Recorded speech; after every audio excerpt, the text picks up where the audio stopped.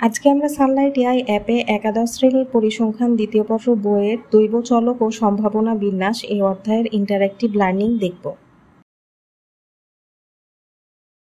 দৈব চলক ও সম্ভাবনা বিন্যাস।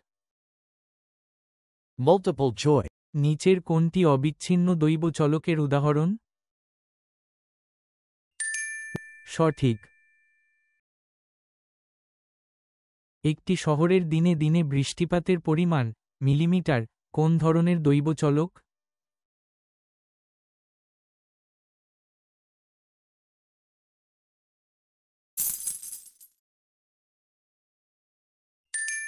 সঠিক। একটি বাসের উচ্চতা কোনো দৈব চলক?